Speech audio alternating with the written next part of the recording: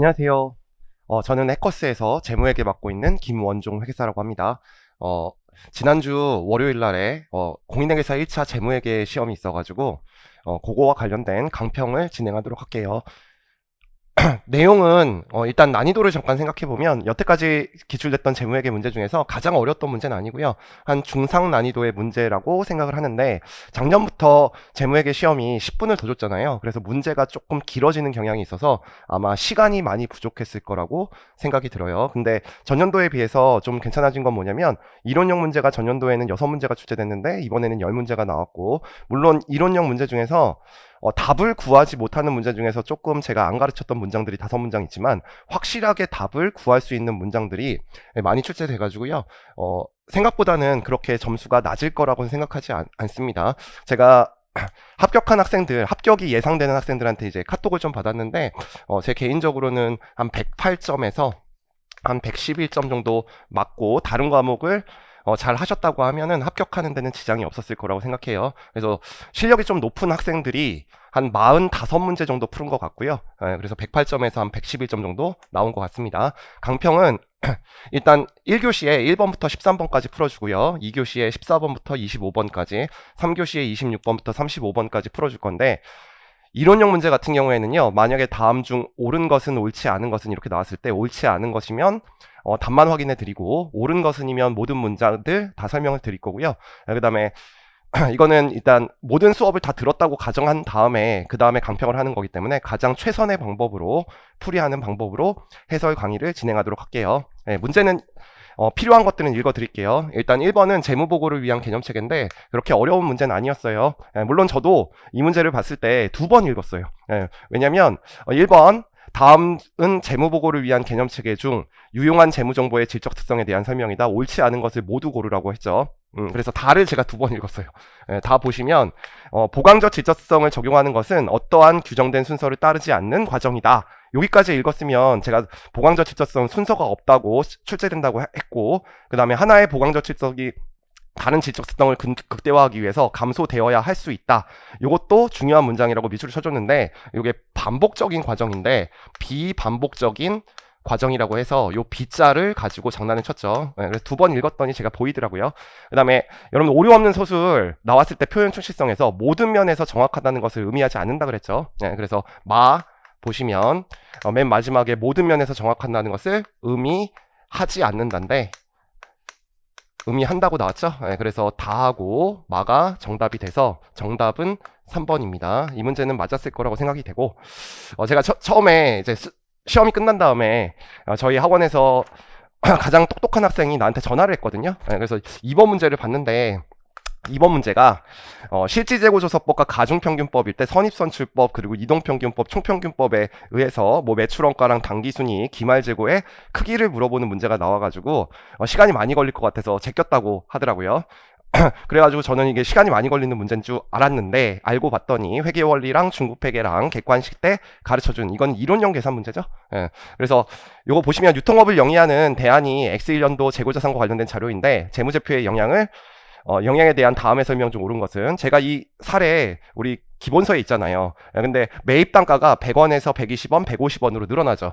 그러면 이거는 if 물가가 상승되는 상황이라는 거 봐셔야 되고, 그리고 후입선출법 청산이 일어나면 안 되니까 기말재고 수량이 기초재고 수량보다 클 때만 이 부등호가 성립한다 그랬죠. 그래서 기초재고가 100개인데 기말재고가 250개니까 요거에 성립을 하죠. 그런 다음에 이제 문제를 물어봤을 때 여러분들 요 기말재고는 물가가 상승하는 상황에서 가나다 순서라고 그랬죠. 선입선출법이 가장 크고 그 다음에 이동평균법이 두 번째 크고 총평균법이 그 다음이고 세 번째가 후입선출법이라고 이렇게 가르쳐 드렸고, 기말재고랑 매출원가 더한 것은 판매 가능 상품이라고 했으니까 매출원가는 요 부호의 반대라고 했죠. 이렇게. 그리고 당기순이익은 매출액은 똑같으니까 요 매출원가랑 부호가 반대고, 아니면 기말재고와 당기순이익은 자산과 당기순이익의 부호가 같으니까 요게 요렇게 된다는 거 아시면 계산을 안 하고 푸는 문제예요. 물론 제가 나중에 요거를 정답지로 객관식에 넣을 때는 계산이 들어가 있겠지만 계산해서 풀면 이거는 도저히 못 푸는 문제죠. 그래서 처음에 보시면 제가 항상 설명드릴 때 회계 원리에서 선입선출법은 계속기록법을 쓰든 아니면 실질 재고조사법 쓰는 매출원가와 당기순이익의 크기가 똑같다 그랬죠. 그래서 이거는 답을 쓰면 안 돼요. 그래서 둘 다 같다니까 요거 두 개는 답을 일단 계산을 안 하고도 답을 쓰시면 안 되는 거고, 그 다음에 3번에 보시면 실질재고조사법이라고 했어요. 근데 선입선출법을 적용하는 것이 가중평균법을 적용하는 것보다 기말재고자산이 작다고 돼 있죠. 근데 선입선출법은 가중평균법보다 크기 때문에 요건 크다니까 요것도 틀렸고, 그 다음에 네 번째 보시면 계속기록법을 적용할 때 선입선출법이 가중평균법보다 매출원가가 크다고 나와 있는데 작다죠. 그래서 작다. 그 다음에 다섯 번째, 요게 맞았네. 선입선출법이 가중평균법에 비해서 당기순이익이 크다니까 금액은 크다가 나오니까 요게 정답이 되는 거죠. 그래서 이거는 계산해서 풀면 안 되고요. 정답이 5번이고, 제가 요런 문제들을 이론형 계산 문제라고 했죠. 그래서 요거는 분명히 교수님이 시간을 여기서 많이 투입해라, 그렇게 시험 문제를 내서 공부하실 때 이거 만약에 계산하고 싶으면 뒤에서 계산하라고 그랬죠. 그리고 찍어도 5번으로 찍으라고 했죠. 그래서 저한테 전화 받은 학생한테 제가 5번으로 찍었냐 그랬더니 5번으로 찍었다 그래서 만약에 5번이 맞으면 저한테 커피 한 잔 사라 그랬는데 역시 5번이었어요. 그 다음에 3번 한번 보겠습니다. 3번도 문제가 길죠. 그래서 이번 시험 문제는 고급회계 시험 문제 쪽은 중급회계 하랑 문제의 길이가 짧고요. 항상 앞에서 시간을 많이 투입하도록 했으니까. 근데 이 문제는 어렵지 않죠. 유통업을 영위하는 대안이 재고자산에 대해서 계속기록법과 선입선출법을 적용하고 있다고 보시면 되고, 실질재고조사법이고 X1년도 재고자산과 관련된 자료가 나와 있습니다. 그리고 대안의 기초재고 상품 수량은 100개고 단위원가가 200원이니까 2만원이고요. 재고자산 평가충당금이 기초에 2,000원만큼 있었죠. 그래서 저는 이거 티계정으로 풀죠. 그래서 여기 상품이 있는데 이 문제의 핵심은, 이 문제도 풀어줬는데 비슷한 문제가 출제된 적이 있죠. 그래서 기초재고가 2만원이죠. 그냥 암산으로 쓸게요. 근데 기초평가충당금이 있으니까 2,000원을 꼭 빼셔가지고 요 금액 구하실 때 18,000원으로 구하셔야 되고, 그 다음에 대안은 X1년 3월 1일 날 500개를 추가로 매입했다 그랬어요. 근데 300개가 판매됐으니까 기초재고가 없어지는 거죠. 그러니까 나머지 500개에 240원, 240원이 이제 장부상 단가가 되는 거죠. 그래서 단기 매입 금액은 500개 곱하기 240원이 되니까 요걸 계산하시면 금액이 12만원이 나옵니다. 그래서 판매 가능 상품은 2개 더하시면 13만 8천원이 나오는 거고요. 장부를 마감하면 차대변은 똑같아야 되니까 이게 13만 8천원이 되는 거고, 여기에 BS에 표시할 기말재고가 나오는 거고, 사실은 여러분들이 판매된 부분하고, 그 다음에 이 문제를 보시면 중간에 제일 마지막 쪽에 보시면 재고자산 감모손실과 평가손실을 매출원가에서 조정하고 있다고 그랬으니까 이건 정상감모와 비정상감모가 없다는 거죠. 그래서 모두 다 감모손실이고 그 다음에 모두 다 평가손실인데 이걸 계산하면 너무 시간 많이 걸리는 거죠. 그래서 요거 세 개를 더한 금액이 매출원가니까 우리는 기말재고 수량만 정확하게 계산하시면 되는 거죠. 그래서 대안이 창고에 보관 중인 상품이 80개라고 돼 있어요. 그래서 여기 80개가 있고 여기다가 재고자산에 포함할 항목에 결정을 집어넣은 거죠. 대안이 민국과 위탁 판매를 체결했는데 100개를 적송했어요.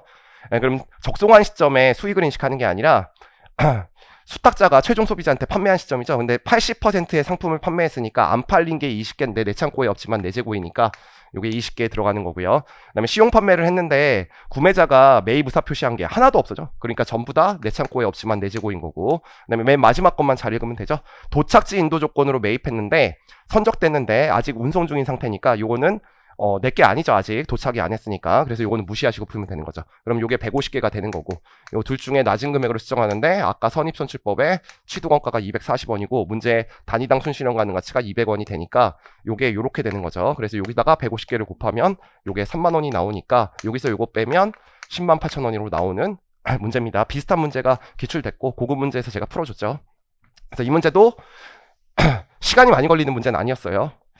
자, 그 다음에 이제 4번이 차이번가의 자본화인데, 차이번가의 자본화 문제가 나왔을 때 여러분들이 이 문제를 풀 것인가 말 것인가 2년짜리 문제가 나왔을 때는 전기 이전에 자본화된 차이번가를 평균 지출액에 포함할 수 있다고 돼 있으니까, 할 수 있으면 2년짜리 문제니까 나중에 풀라 그랬죠. 근데 이 문제를 보시면 중간에 자본화된 차이번가는 연평균 지출액 계산 시 포함하지 않는다 그랬으니까 문제가 2년짜리 문제를 물어봤죠. 그래서 2년짜리를 한꺼번에 계산하시면 되니까 그냥 이거는 1년짜리 문제라고 생각하고 풀면 되고, 문제를 읽을 때 X1년 3월 1일 날 공사를 시작했다. 중요하지 않죠. 1년 안 물어봤으니까. X2년 8월 31일이 자본화 종료 시점이에요. 그래서 공사비 지출 내역을 전부 다 8월 31일을 계산해 줘야 되죠. 그래서 첫 번째 연평균 지출액 계산해야 되죠. 그래서 연평균 지출액을 계산할 때 처음에 120만 원이 있잖아요. 그래서 전기에 지출한 금액들은 기초에 지출한 걸로 봐야 되죠. 그래서 120만 원인데 문제를 보시면 30만 원이 정부 보조금이니까 정부 보조금 뺀 걸로 계산할게요. 그래서 12분의 8만 잘 계산하시면 되고요. 두 번째 거는 210만 원이고요. 곱하기 12분의 8 해주면 되는 거고, 그 다음에 세 번째 것도 90만 원인데 이것도 1월 1일이니까 12분의 8 하시면 되는 거죠. 그런 다음에 4월 1일자만 손가락으로 잘 세서 12분의 5 나오니까 120만 원 곱하기 12분의 5 하시면 되는 거죠. 그래서 요거 계산하시면 310만 원 나오고, 그 다음에 이제 두 번째 자본화 이자율 구해야 되죠. 자본화 이자율이라는 것은 일반 차입금의 평균 이자율. 일반이 B하고 C가 있죠. 근데 당해 보고기간 전체로 파악해야 되니까 자본화 종료 시점과 관련 없는 거죠. 그래서 B는 6개월이고 C는 8개월이 아니에요. 자본화 전체니까 9개월로 계산하시면 되는 거죠. 그래서 요게 240만 원 곱하기 12분의 6 하시고, 여기에 240만 원 곱하기 12분의 6으로 월 단위로 가중평균 하셔야 되고, B의 이자율이 5%죠. 그 다음에 이제 두 번째 요게 200만 원이죠. C는. 그리고 12분의 9 하시는 거, 요거 좀 장난친 거고 200만 원 곱하기 12분의 9 하시면 되고요. 그 다음에 요게 이제 8%가 되는 거죠.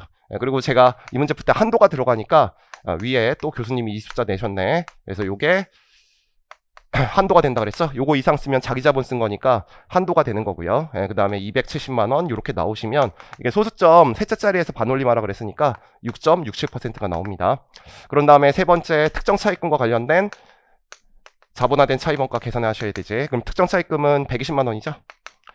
자, 그런 다음에 X 2년이니까 8개월이네요.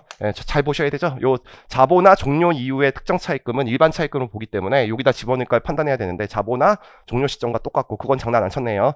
그리고 원래 일시투자 수익 빼야 되죠. 요거 이자율 안 썼고 요거 이자율 써야 되는데 일시투자 수익이 없죠. 왜냐면 X 1년도에 일시투자 수익이 발생했기 때문에 요걸 빼셔야 되고, 그 다음에 요거 구하시면 요 금액이 얼마 나오냐면 4만 원 나오죠.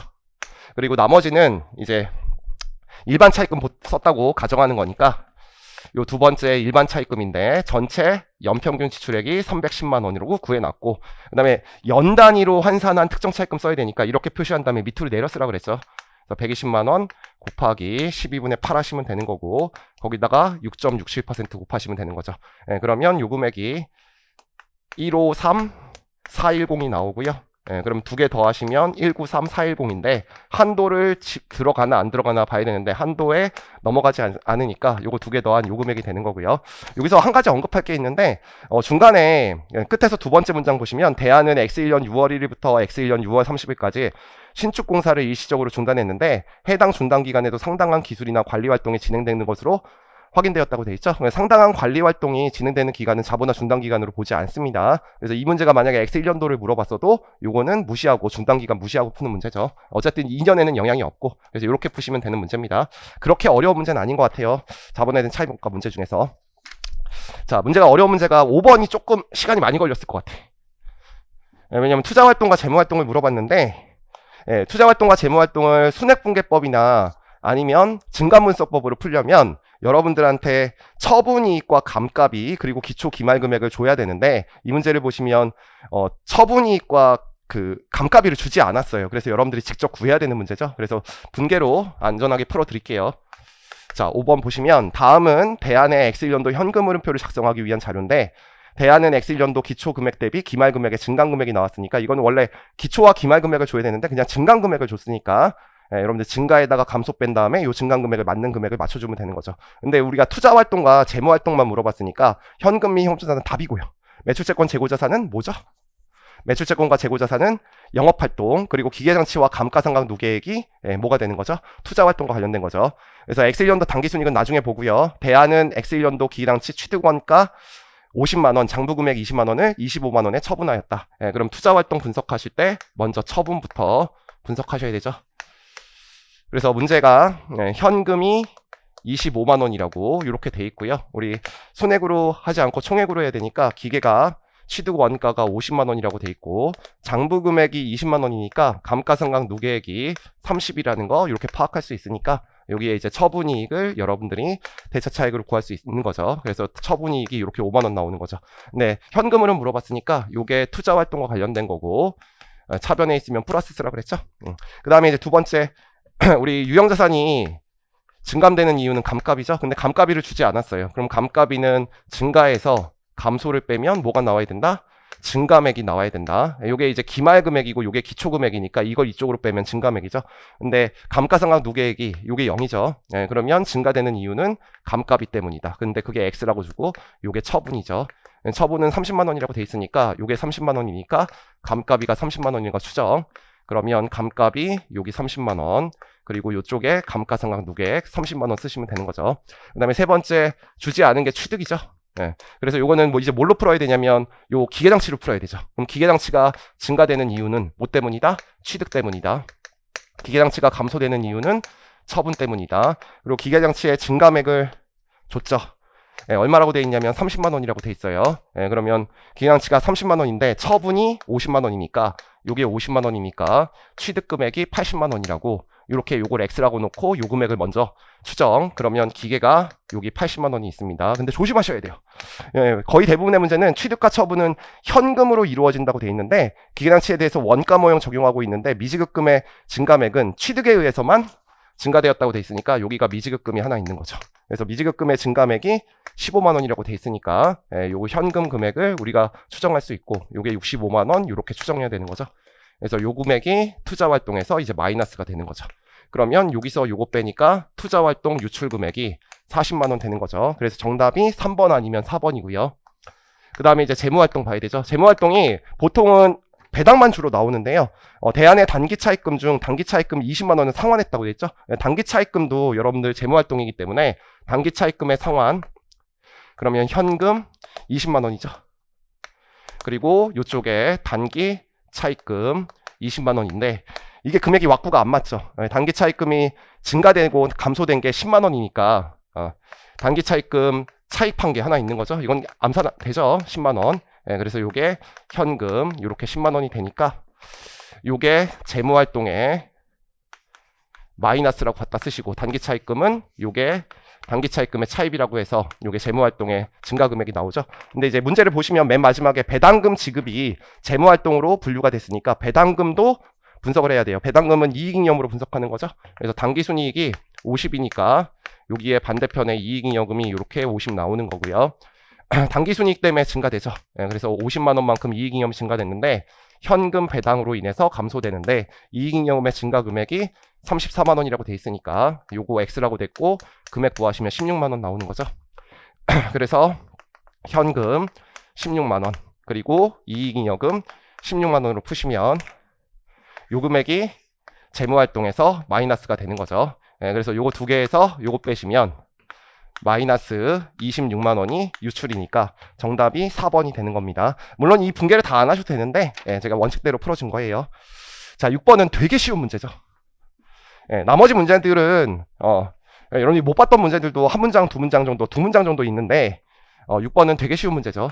우리 현금이 형조사상에서 현금서 자산은 재무상태표일로 분류한다 그랬어요. 취득일로부터 분류한다 그랬어요. 취득일. 그래서 거기 보고 기간 말부터 요거는 유동과 비유동 분류하는 거니까 요건 취득일로부터니까 요 취득일로부터 때문에 틀린 거죠. 그래서 정답은 1번입니다. 7번은 되게 쉬운 문제죠. 저는 암산해서 풀었어요. 그래서 딱 다 보면 25만 원이 보이거든요. 자, 대안은 X1년 1월 1일 기간치 A를 취득원가 100만 원 잔존가치 0 내용연수 5년 정액법으로 생각하여 사용하기 시작했는데 X3년 1월 1일 유형자산과 관련된 후송원가 20만 원을 지출했는데 인식기준 충족해서 유형자산으로 인식했다. 그러니까 이거 자본적 지출 문제죠. 그러면 여기서부터 여기까지 X1년과 X2년 한꺼번에 할게요. 40만 원이죠. 암산됩니다. 100만 원 마이너스 0 곱하기 정액법이었으니까 5분의 2 그러면 요게 40만 원 나오는 거고요. 그 다음에 항상 이 문제를 풀 때 회계 추정의 변경이 일어나는 시점을 잘 봐야 된다 그랬죠. 그래서 여기서부터 전진 적용하는 거니까 요게 40만 원이 이제 감값이고 요때 새로운 취득 원가를 100만 원에서 마이너스 40만 원 해준 금액 60만 원을 새로운 취득 원가를 보는 거죠. 근데 여기에 자본적 지출이 20만 원만큼 발생했고 잔존 가치도 변했죠. 5만 원만큼. 그래서 요게 75만 원이잖아요. 그 다음에 내용연수만 연수학계법이니까 잘 구하면 되죠. 5년 중에 2년이 지난 상태에서 내용연수가 2년 연장됐으니까 15분의 5 하시면 되는 거죠. 그래서 75만 원을 15분의 5 하시면 마이너스 25만 원이 나오니까 25만 원 감소가 답입니다. 여러분들 생각을 한번 해보세요. 자, 100만 원인데 20만 원씩 두 번 감가상각했어. 그럼 60이죠. 60에다 20 더하면 80이죠. 80에서 5만 원 빼면 75만 원 나오죠. 그리고 내용 연수가 5년에서 2년 빼고 2년 연장됐으니까 5년이죠. 그럼 15분의 5니까 75만 원 곱하기 3분의 1 하시면 25만 원. 암산으로 풀 수 있는 문제예요. 그 다음 문제 보겠습니다. 8번 볼게요. 8번은 자동연결 오류 문제인데 조금 특이하게 냈죠. 대안의 회계 담당자는 X2년도 장부 마감하기 전에 다음과 같은 오류 사항을 파악했다. X2년이에요. 파악한 시점이. 근데 이제 자료가 X0년부터 나왔기 때문에 X0년, X1년 이렇게 푸시고, 자, 이는 모두 중요한 오류인데 재고자산이 나오죠. 자동조절 오류니까 X0년 재고자산이 과대됐죠. 그러면 자산과대 이익 과대니까 15만 원만큼 부호 반대 쓰시고, 자동조절 오류니까 그 다음 연도에 부호 반대. 그리고 X1년도 재고는 과소돼 있죠. 그러면 그 금액을 여기다 쓰시고, 자산 과소 이익 과소니까 이익을 늘려주면 되고, 그 다음 연도에 요거 10만 원 되는 거죠. 근데 이제 선급 비용이 문제인데, 선급 임차료를 미리 지급하면서 선급 임차료는 기록을 했어요. 근데 이제 보험료와 관련된 2년 동안의 금액을 20만 원, 20만 원 보험료로 바꿔주는 기말 수정 공개를 누락한 거죠. 그래서 보험료를 누락한 게 두 개 나오는 거죠. 그래서 X1년도에 20만 원 바꿔주는 거, 요때 20만 원 바꿔주는 거죠.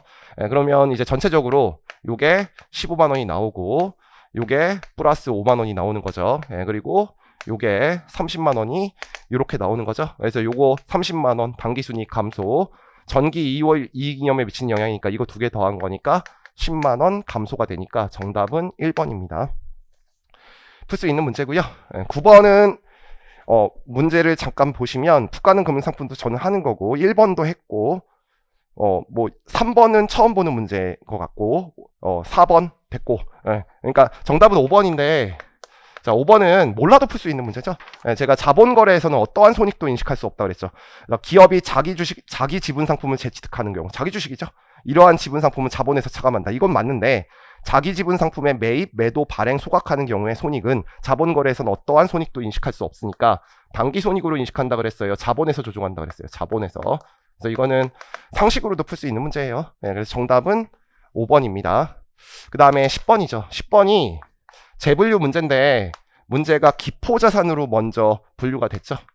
그래서 단기자산으로 분류가 되는데, 문제가 X1년도와 X2년도를 다 물어보는 문제예요. 그래서 이거를 만약에 분개해서 풀면 시간이 많이 걸릴 거고, 여러분들이 이거를 그림 그려서 풀어도 쉽지 않은 문제죠. 근데 문제가 제일 처음에 표시이자율과 유효이자율이 똑같으니까 액면 발행된 거죠. 그리고 재분류일이 X1년도 7월 1일 날 사업 모형이 변경되면 사업 모형 변경 후 첫 번째 보고 기간의 첫 번째 날을 재분류일로 보기 때문에 X2년으로 보는 거죠. 그때 X1년도와 X2년도의 포괄손익계산서에 당기순이익과 기타 포괄손익에 미치는 영향, 이거 전부 다 물어봤어요. 그러니까 이거 자본까지 물어봤으니까 이게 되게 시간이 많이 걸리는 문제라고 생각하는데, 그렇게 풀 필요가 없죠. 이 문제를 보시면 10번이죠. 10번. 왜냐면 이게 문제를 보시면 어차피 총포괄손익에 미치는 영향을 풀면 되는 거잖아요. 그래서 분개해서 풀면 너무 시간이 많이 걸리고, 그림 그려서 풀면 시간이 많이 걸리니까 제가 이렇게 가르쳐줬죠. X1년과 X2년이 있는데, 요 자본이 증가되는 게 기말 장부금액에서 기초 장부금액을 뺀 거에다가, 그 다음에 현금이자, 다른 말로 액면이자를 더해주면 총포괄손익에 미치는 영향이라고 했잖아요. 근데 이 문제를 보시면 총포괄손익에 미치는 영향이 똑같은 게 거의 없어요. 근데 이 문제는 기말 양쪽이 다 기포자산과 당기자산이니까 공정가치로 측정하는 자산이니까 공정가치잖아요. 그럼 기초에 액면 발행이니까 이게 100만 원이고, 우리는 재분류일을 요 날로 보니까 98만 원이 되는 거죠. 그러면 요걸 빼준 다음에 현금이자는 10만 원이니까 10만 원 더해주시면, 여기서 요거 빼고 요거 빼면 요게 8만 원이죠. 그러면 8만 원이 총포괄손익이 영향을 미치는 게 3번과 4번과 5번으로 이렇게 답이 3개 나오는 거죠. 근데 그 다음 연도가 되면 기초 요 기말 장부 금액이 요쪽에 98만 원이 되는 거죠. 그리고 기말의 공정가치는 요게 100만 원이라고 나오죠. 그리고 액면이자가 100만 원이니까 요게 120만 원 이렇게 나오니까 120만 원이 증가되는 건 4번밖에 없죠. 그래서 정답은 4번. 이렇게 푸시면 되는 거죠. 이것도 전부 다 계산기로 푸는 법 알려드린 겁니다. 이게 제일 빨리 푸는 방법.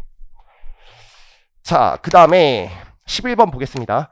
11번은 제가 11번 중에서 제거 요건을 충족하는 경우를 물론 문제로는 안 만들어 놨는데 이번에 포인트 책에 내용이 있었기 때문에 이것도 풀 수 있을 거라고 생각해요. 11번을 보시면 대안은 X년 1월 1일 민국에게 현금 100만원 연 10% 1년간 대여했대요. 그러니까 계약상 현금의 변경이 일어나기 전에 여기가 10만원이었고 여기가 100만원이었습니다. 근데 이게 문제를 보시면 최초 대여 시점의 유효이자율이 10%니까 여기 제일 처음에 땡기시면 액면 발행이니까 이게 100만원 되는 거죠.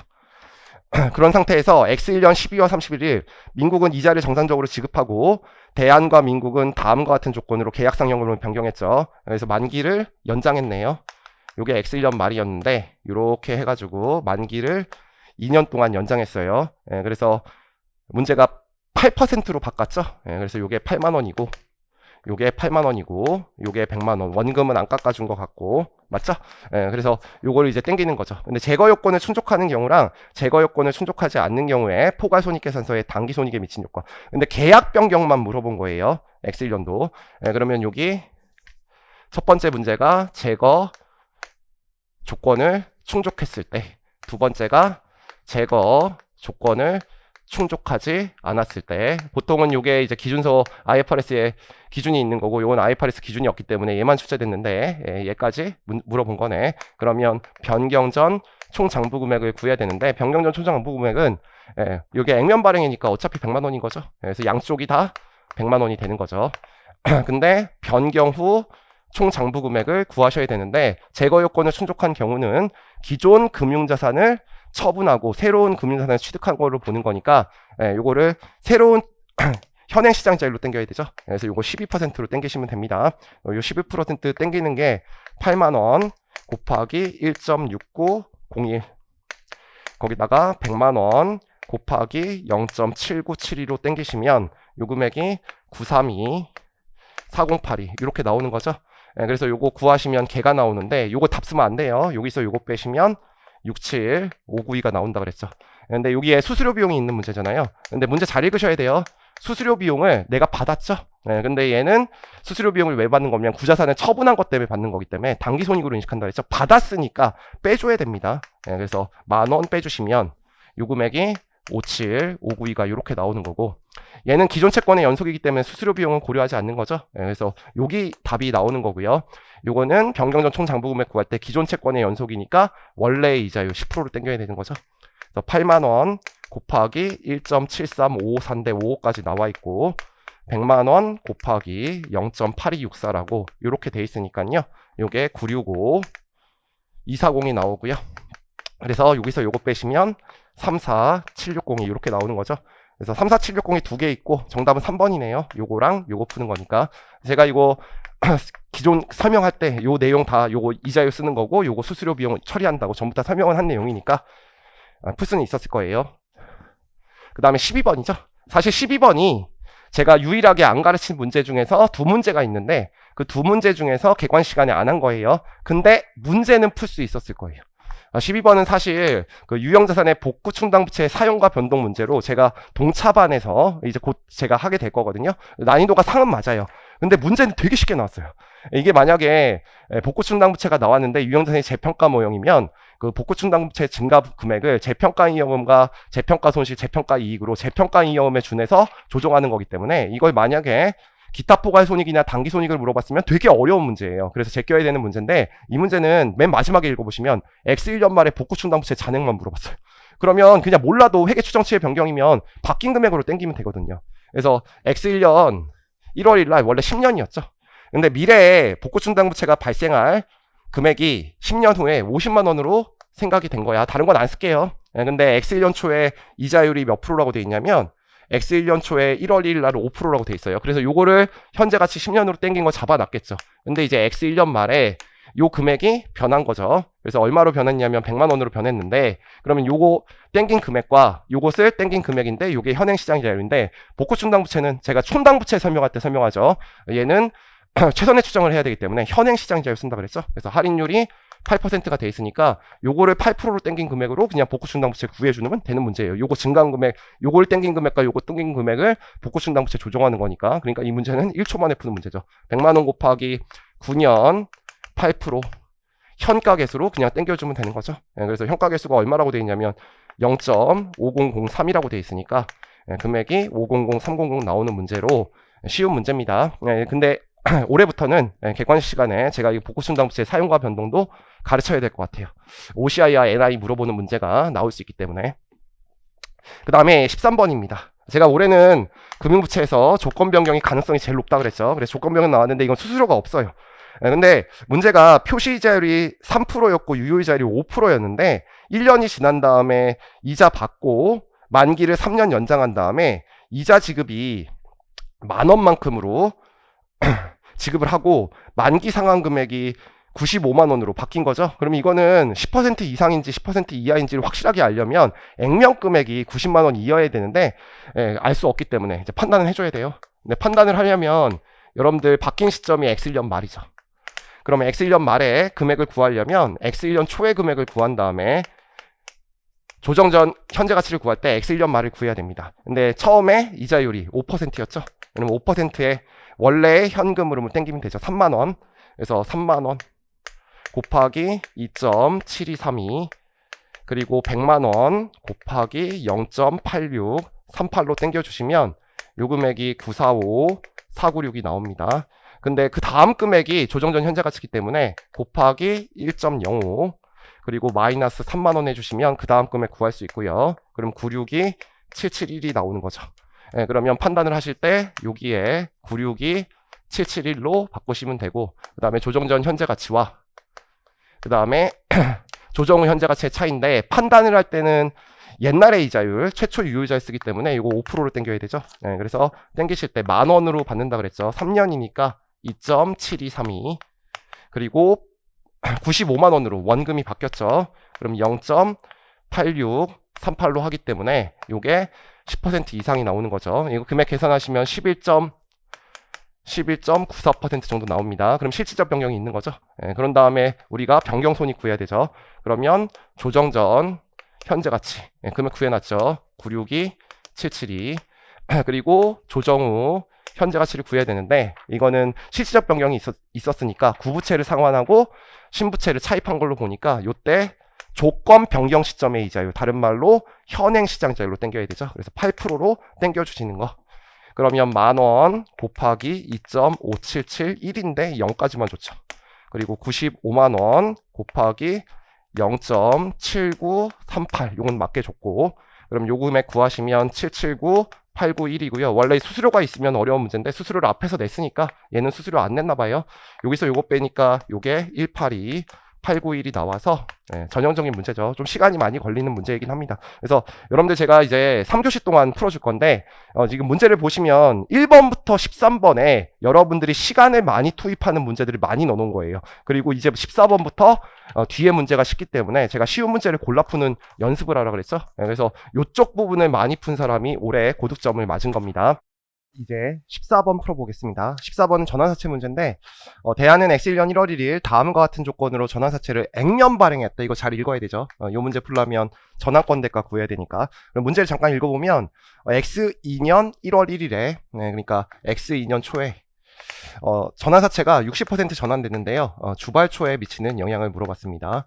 그러면 저는 공식으로 외우라 그랬죠. 그래서 전환사채의 장부금액에다가 전환권 대가 더해 주시고 그 다음에 액면금액 이렇게 빼주신 거를 100%로 구한 다음에 거기다가 60% 곱해야 되니까 이 문제를 풀려면 얘를 구해야 되죠. 그리고 얘는 X2년 초에 전환사채 구해야 되고 그래서 액면금액이 100만 원이라고 돼 있죠.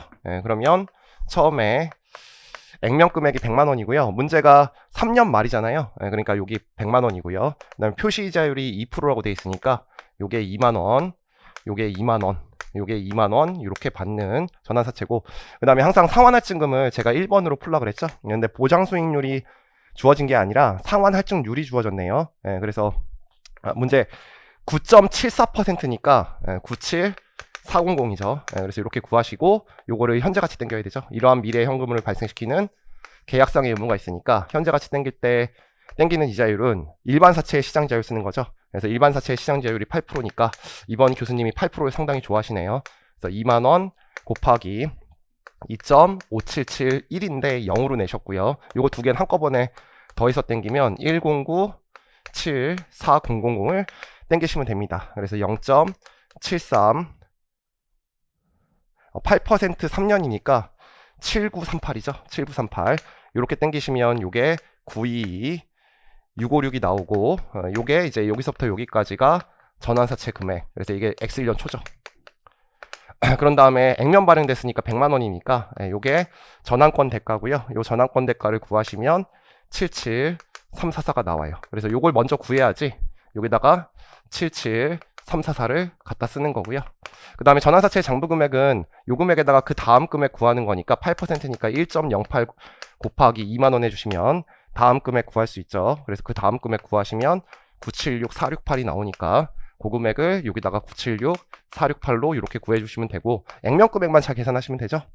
그래서 문제가 동전환사채의 60%가 전환됐다고 돼 있는데 문제를 보시면 처음에 전환됐을 때의 수량을 구해야 되죠. 발행 만기까지 전환사채 액면을 보통주 60주가 60%죠. 그럼 100%는 100주가 되니까 우리 100%로 구해야 되니까 100주죠. 그리고 액면 금액이 5,000원이니까 거기다가 60% 곱하시면 되는 거죠. 그래서 구하시면 332 288이 나오고 이거는 공식만 쓰시면 전형적으로 빨리 풀 수 있는 문제입니다. 정답은 2번이에요.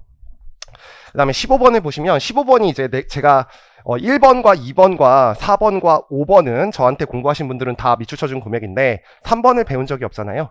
3번을 보시면 이건 법인세 효과를 물어본 거예요. 다른 거 물어본 거 아니에요. 지분 상품의 보유자에 대한 분배 이거 배당이죠. 그리고 자본 거래 원가는 해당 자본 항목에서 차감하고 회계 처리하죠. 근데 법인세 효과니까 법인세 효과 구할 때 당기손익에 대한 법인세 효과는 당기손익으로 인식하죠.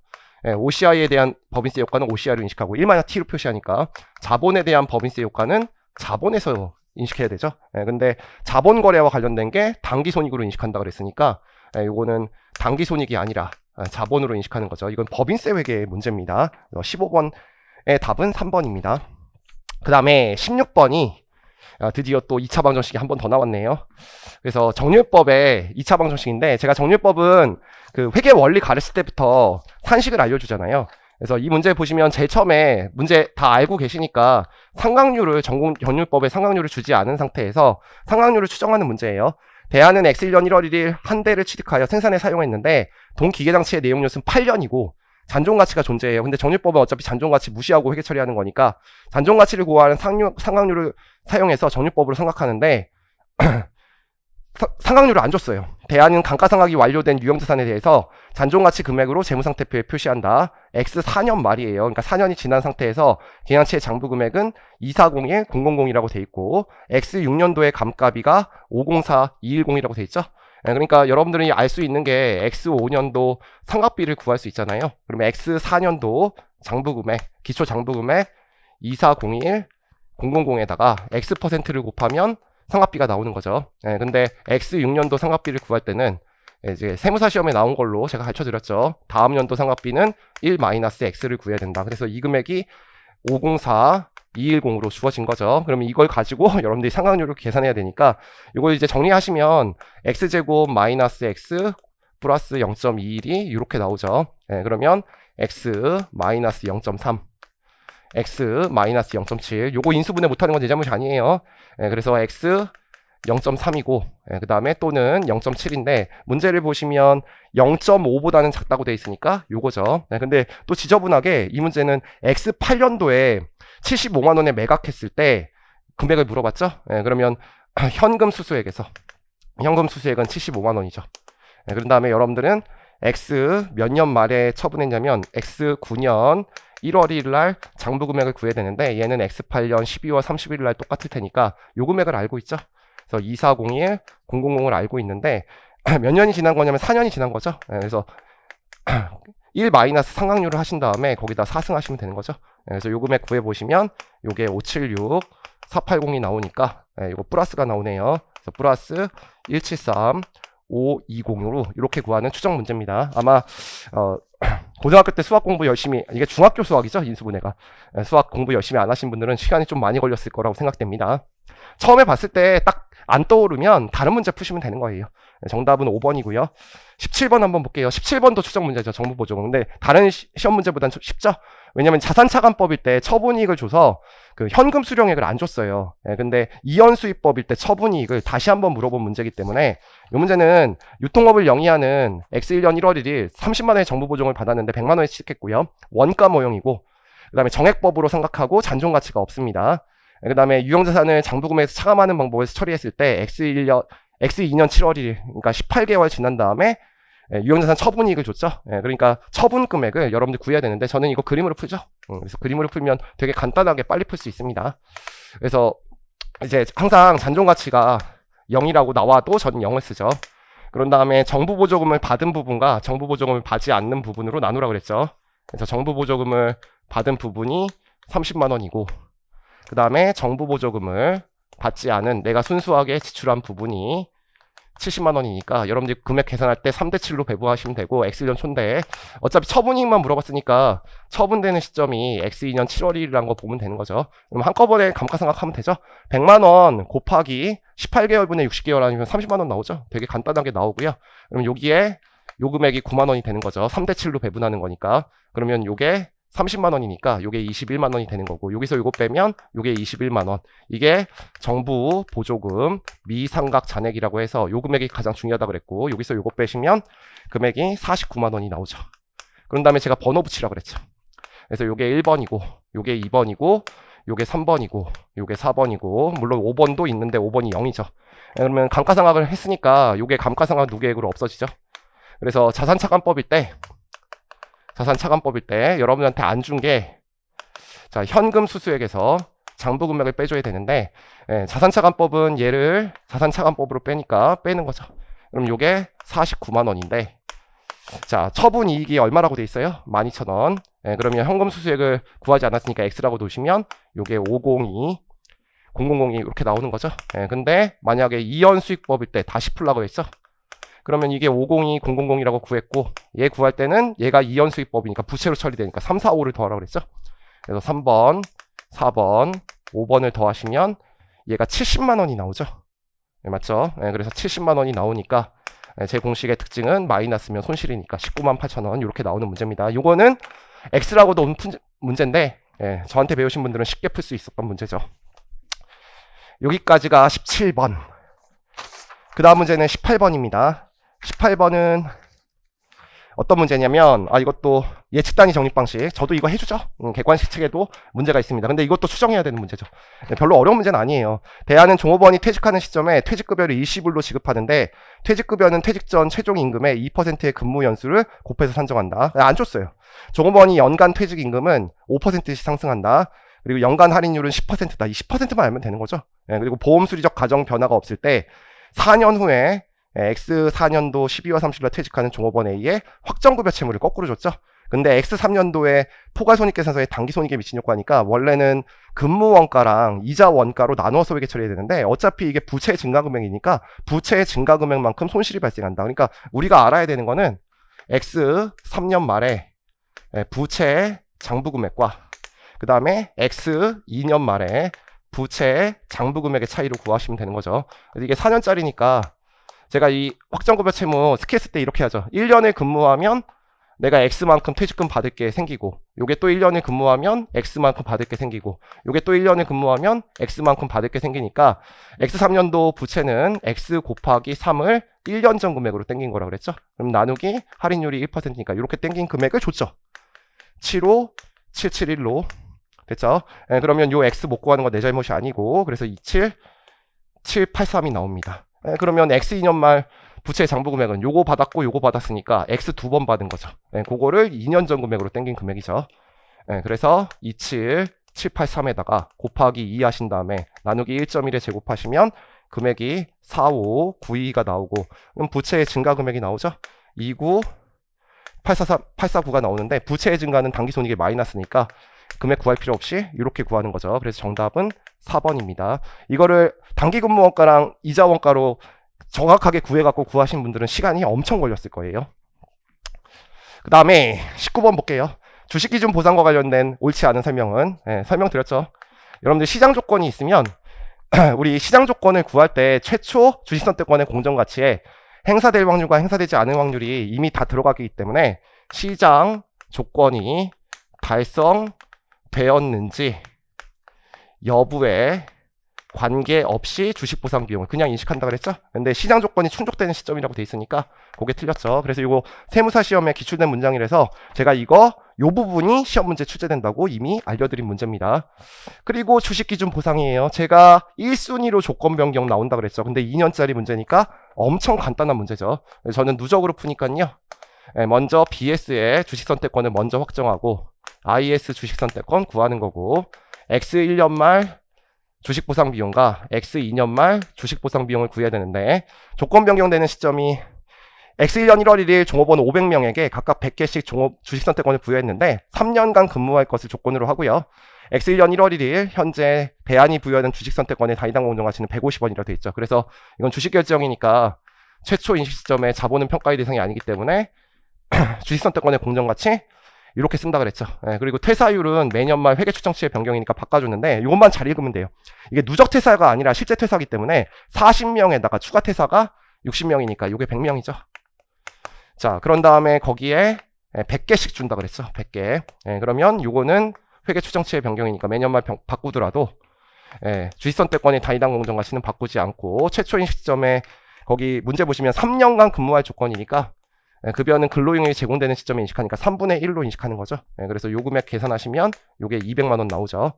근데 주식선택권 부여할 때 주가가 크게 하락해서 X1년 12월 31일 그러니까 X2년 초든 X1년 말이든 향후에 인식하는 거니까 하향 조정했는데 증분공정가치가 50에서 80으로 나오죠. 그래서 이건 종업원에게 유리한 조건 변경이니까 증분공정가치를 잔여 가득 기간 동안에 인식하시면 됩니다. 근데 퇴사율을 잘 봐야 되죠. 그래서 기존의 회계 처리는 그대로 가는 거죠. 근데 40명이고 30명이에요. 그래서 두 개 누적으로 70명에다가 30명 더니까 110명. 그래서 요거 100개, 요거 바꿔주시고, 그 다음에 기존 계약은 그대로 가는 거니까 누적으로 풀어야 되니까 요게 150개 이렇게 나오고 누적으로니까 3분의 2가 되는 거고요. 그 다음에 조건 변경되는 것을 새로운 거래로 보니까 500명 마이너스 110명 곱하기 100개는 그대로고요. 증분공정가치 그대로 쓸게요. 30원이죠. 그래서 요거 쓴 다음에 잔여 가득 기간이니까 남은 기간이 2분의 1로 계산하셔야 되죠. 그래서 요거 계산하시면 4485 000이 나오는데 1년을 물어본 게 아니라 요 금액을 물어봤죠. 그러면 2번에서 1번 빼시면 되니까 여기서 요거 빼시면 2485 000 이렇게 나오는 거죠. 다행스럽게도 제가 모의고사에 냈던 문제도 똑같은 문제죠. 그래서 모의고사랑 똑같이 나와가지고 다행입니다. 그 다음에 21번도 제가 찍어뒀던 문장이죠. 리스에서 가장 시험 문제 많이 나오는 게 2번이죠. 그래서 리스의 내재이자율은 리스료와 무보증 잔존가치죠. 무보증 잔존가치. 근데 보증 잔존가치라고 나왔으니까 요것 때문에 틀린 거네요. 요것을 기초자산의 공정가치와 리스개설 직접원가의 합계액과 동일하게 쓰는 할인율이다. 그래서 무보증 잔존가치를 제가 많이 뺀다 그랬잖아요. 근데 보증으로 장난친 거죠. 그래서 요것도 틀리시면 안 돼요. 제가 중요하다고 한 문제니까. 자, 그 다음에 22번입니다. 판매오리스죠. 판매오리스는 제가 시험에 기출될 줄 알고 그림으로 푸는 방법 알려드렸어요. 근데 이 문제는 여러분들 그 판매 대가가 공정가치보다 큰 경우 또는 판매 대가가 공정가치보다 작은 경우가 아니라 판매 대가랑 공정가치랑 똑같은 경우니까 시험 문제가 괜찮은데 이게 처분이익을 물어본 문제가 아니라 이게 단기손익에 미친 효과를 물어봤죠. 그래도 그림으로 그냥 풀 수 있다 그랬죠. 그래서 그림을 이렇게 그리신 다음에 여기 판매 대가가 있어요. 그래서 판매 대가가 얼마라고 되어 있냐면 200만 원이라고 되어 있죠. 그런 다음에 장부 금액이 나와 있죠. 그래서 문제의 장부 금액이 120만 원이라고 되어 있죠. 자, 그러면 일반적인 문제라면 요 80만 원만큼을 우리가 처분이익 잡아야 되는 거죠. 근데 판매후 리스는 리스와 관련된 부분은 차입거래에서 발생하는 거니까 처분이익을 인식하시면 안 되고 리스와 무관한 부분에 대해서 처분이익을 인식하셔야 되니까 일단은 첫 번째 리스와 무관한 부분 요 부분이 첫 번째 처분이익이 나오는 부분이라고 그랬죠. 그리고 요 부분이 전체를 자산 잡았다가 다시 잡는 부분이니까 요게 사용권 자산이라고 했죠. 요거 가지고 여러분들이 감값이 구하셔야 되고, 그 다음에 리스와 관련된 부분이 부채로 잡히니까 요 부분이 곱한 거에다가 요 파란색이 리스 부채에 해당하니까 요 금액 가지고 이자 비용 구하시면 되는 거죠. 예, 그래서 문제를 읽어보시면 10년 동안 리스하기로 했대요. 고정 리스료를 매년 말 20만 원 지급하기로 했는데 이건 리스 이용자죠. 그래서 추정 잔존 가치 40이고 30 보증했으면 무보증이 10만 원이죠. 장난친 거죠. 예, 우리 리스 이용자의 리스료는 잔존 가치 보증에 따라 지급이 예상되는 금액인데 없죠. 예, 그러니까 없으니까 그냥 리스료만 땡기면 되는 거죠. 그래서 리스료 땡기시면 요게 20만 원이고요. 그리고 7.7217이라서 사실 여기 공정가치를 초과하는 부분이나 공정가치를 미달하는 부분이 있으면 요거 구할 때 좀 조정해 줘야 되는데 그게 안 나왔으니까 되게 쉬운 문제고, 그러면 리스의 금액을 구해 보시면 공정가치가 리스 자산의 공정가치가 200이니까 요쪽에 배부할 게 0.77217, 그럼 1에서 얘 빼면 리스와 무관한 부분은 0.22783 이렇게 나오는 거죠. 네, 그러면 요게 80이고 요게 120이니까 요거를 배부하시면 여기다가 요거 곱하고 요거 구하고 여기다가 요거 곱하고 요거 구하고 여기다가 요거 곱하고 요거 구하고 여기다 요거 구하면 되죠. 네, 그러면 요게 67736이 나오고요. 네, 요게 926 604가 나오고, 그 다음에 요게 182 264가 나오죠. 그리고 요게 273 396이 나와서 요 금액의 처분이익이라는 거 먼저 처분이익은 구했어요. 그 다음에 사용권 자산 구해야 되죠. 그럼 사용권 자산이 요거니까 리스의 내용 연수가 10년, 아니 리스 기간이 10년이니까 10분의 1 하시면 감값이 구할 수 있죠. 그럼 감값이 구하시면 마이너스 92660, 그래서 마이너스 92660 이렇게 구하시면 되고, 리스 부채는 요거 두 개 더한 거죠. 그래서 요거 두 개 더하면 1544 340이 나오죠. 두 개 더하시면 거기다가 이자율이 제가 좋아하는 이자율인가요? 10%인가요? 5%인가요? 5%죠. 네, 안 좋아하네요 제가. 그래서 요거 구하시면 요게 77217이 나오니까 요게 77217 이렇게 구하시면 요거 세 개를 더하시면 금액이 12387로 이렇게 증가되는 문제입니다. 그래서 정답은 1번이죠. 기계적으로 풀 수 있을 거예요. 저한테 배우신 분들은 이거 3번 보여주니까.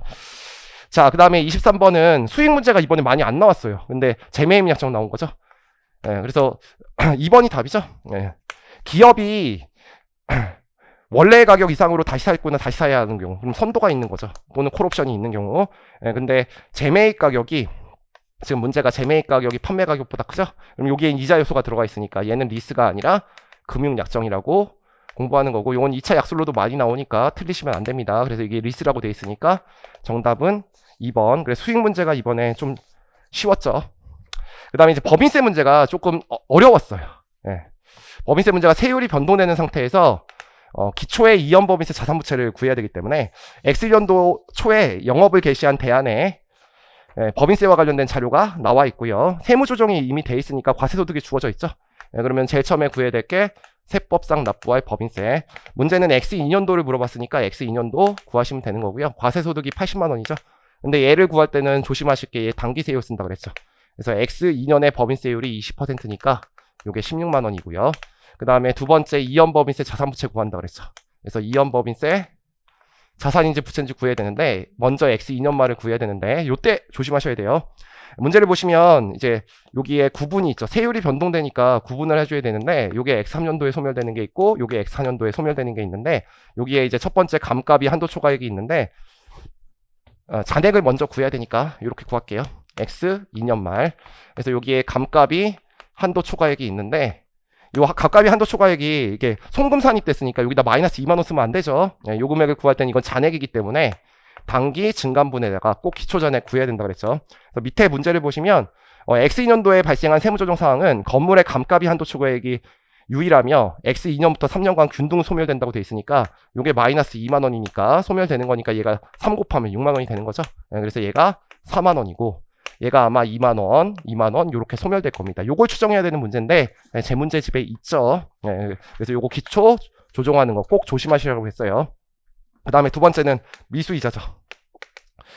정기예금 미수이자가 마이너스 유보니까 얘는 기초가 없으니까 이렇게 쓰시면 되고, 얘는 단기 증감분만 있으니까. 그 다음에 X3년도에 소멸되죠. 얘는 당연히 유동이기 때문에 이렇게 출제를 해야 됩니다. 그 다음에 토지에 재평가 잉여금이 있죠. 그럼 토지 송금 산입했을 때니까 마이너스 3만 원인데 얘는 소멸이 요때 된다고 돼 있죠. 그래서 부호가 추인이 이렇게 되는 거고요. 그러면 우리 이렇게 되니까 요게 10,000원이고요. 요게 10,000원입니다. 근데 이제 세율이 변동되죠. 여기 25%고 요게 30%입니다. 그럼 두 개 더 하셔야 되는데 그럼 500원만큼 차이가 나잖아요. 그럼 500원인데 세금 더 내는 게 더 많네요. 그럼 이연법인세 부채 500원이에요. 그런 다음에 조심하셔야 되죠. X 2년 초 이연법인세를 꼭 고려하셔야 됩니다. 근데 기초에는 얘밖에 없다 그랬죠. 6만원이니까 유보죠. 그런데 이때 세율이 변동될 때 X 2년 말에 변동됐기 때문에 X 2년 초에는 세율이 변동되지 않으니까 미래 세율이 여러분들 20%예요. 요거 조심하셔야 되죠. 요거. 그러면 요 금액이 12,000원 나오죠. 그래서 유보니까 이연법인세 자산 12,000원. 그래서 얘를 얘로 만드는 분기해야 되죠. 그래서 세 번째고. 그럼 제일 처음에 세법상 납부할 법인세, 당기 법인세 부채. 제일 처음에 16만원이죠. 조심하실 게 이연법인세 부채 잡을 때 여기다가 이연법인세 부채 500원만 잡으시면 안 돼요. 전기에 이연법인세 자산이 있기 때문에 요 이연법인세 자산 12,000원을 꼭 체크하셔야 되고, 그러면 3단계 대차 차액으로 법인세 비용 구할 수 있고 1725000이 나오죠. 그래서 이거 답 쓰면 안 되죠. 이건 자본에 가감하는 법인세가 있으니까 자기주식 처분이익 있죠. 그래서 자기주식 처분이익이 6만원인데 얘는 유보가 안 뜨기 때문에 당기세율이라고 그랬죠. 당기세율이 20%니까 12,000원이고요. 자기주식 처분이익은 대변잔액이니까 이쪽이 처분이익이고 법인세 비용 취소해야 되죠. 법인세 비용 12,000원 취소. 그래서 얘도 고려해야 되고 재평가잉여금도 있죠. 재평가잉여금의 잔액은 이쪽이죠.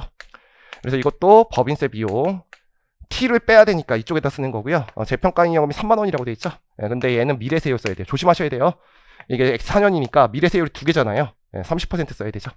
30%. 그럼 9,000원이고 여기 9,000원입니다. 그래서 요 금액에서 요 금액 빼고 요 금액 뺀 거죠. 그래서 그 금액을 구하시면 151 500으로 나오는 문제라서 물론 세율이 변동되더라도 유보의 증감 금액으로 구할 수 있는데 이렇게 구하시는 게 나을 거예요. 그래서 이건 좀 시간이 많이 걸리는 문제예요. 24번하고 25번이 좀 시간이 많이 걸려요. 잘 선택해서 푸시면 되는 거죠.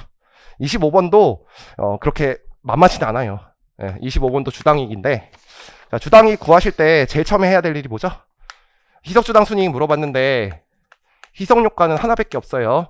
그러면 기본주당 순이익은 보통주 당기순이익을 가중평균 유통보도시로 나눈 거죠. 그래서 보통주 당기순이익이 있는데 문제 읽어보셔서 아시겠지만 우선주 배당금이 없죠. 그래서 당기순이익이 100만원이었는데 0이죠. 그래서 100만원 이렇게 구하시면 되고요. 그 다음에 가중평균 유통보도시 구해야 되니까 이렇게 구하신 다음에 처음에 기초주식이 있죠. 그래서 기초주식이 몇 주가 있냐고 문제 보시면 5,400주가 있습니다. 그냥 쓰시면 안 되죠. 이거는 주주 우선 배정 신주 발행이 있죠. 그래서 7월 1일 날 유상증자를 실시했대. 그래서 유상증자를 보시면 유상증자가 몇 주라고 돼 있냐면 540주라고 돼 있죠. 근데 주주 우선 배정 신주 발행이라고 돼 있으니까 요걸 쪼개야 되죠. 진짜 유상증자와 무상증자로 쪼개 주셔야 됩니다. 그러면 진짜 유상증자는 540주가 있는데 돈은 얼마 받았냐면 4,000원 받았는데 보통주 평균 시가가 증자 지정 공정가치가 5,000원이니까 이렇게 구하시면 진짜 유상증자는 432주. 그럼 여기서 요거 빼시면 금액이 나올 거고 금액이 108주가 나오죠. 근데 사실은 요거 두 개 더한 거 분모에다 놓고 요걸 구하면 증자 비율을 구해야 되는데 증자 비율이 좀 지저분하게 나오거든요. 그래서 그냥 비례식으로 푸는 게 편할 것 같아요. 108개가 있는데 그 중에서 5,832주 중에서 5,400주가 요거와 관련된 무상증자죠. 그래서 엄마 쫓아가야 되니까 얘한테 100주 배부하시고 그럼 나머지 8주죠. 배부할 필요 없고 그러면 처음에 요거 구하실 때 요게 5,500주라고 이렇게 구했으니까 요거는 12분의 12 곱하시면 되고 요거 두 개 더 하시면 440주 나오니까 이렇게 구하시면 되죠. 그 다음에 신주인수권 자체가 10월 1일 날 행사됐어요. 근데 조심하실 게 제가 말려야 될 부분이 있죠. 요게 8월 1일 날 요게 발행된 거예요. 그래서 기초부터 소급하는 게 아니라 이렇게 표시해 놓고 제가 말려야 된다 그랬죠. 그래서 행사된 부분이 180만 원이라고 돼 있어요. 그래서 300만 원을 행사 가격 1,500원으로 나누면 1,200주가 되죠. 그래서 요게 1,200주. 그럼 여기서부터 여기까지 금액 계산하시면 되고 그 다음에 저는 미행사된 것도 여기다가 표시해 놔야 된다 그랬죠. 자, 그러면 이제 분모 구할 수 있네요. 5,500주 곱하기 12분의 12 440주. 날짜만 잘 보세요. 7월 1일이니까 12분의 6 그리고 행사된 거 신주인수권자체 1200주인데 10월 1일이니까 12분의 3 하시면 숫자 구하죠. 예, 그러면 6,020주가 됩니다. 예, 그러면 요 금액이 100만 원이고요. 1번이 요게 6,020주니까 금액이 166이 나오죠.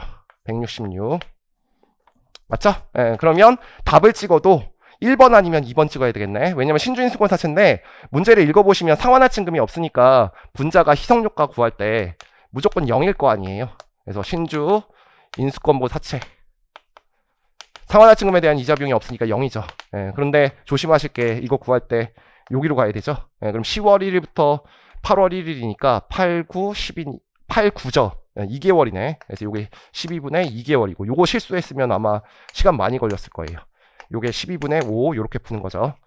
예, 그래서 요거 구하시면 1200주 곱하기 12분의 2 그리고 800주 곱하기 12분의 5가 되는데 신주인수권사채는 행사 가격이 있기 때문에 이것도 자기주식법으로 바꿔야 되죠. 그래서 1200주 마이너스 1200주인데 행사 가격이 얼마라고 되어 있냐면 1500원이라고 되어 있죠. 그래서 1500원. 근데 보통주 평균 시가는 문제를 보시면 보통주 평균 시가가 나와야 되는데 2400원이라고 되어 있나요?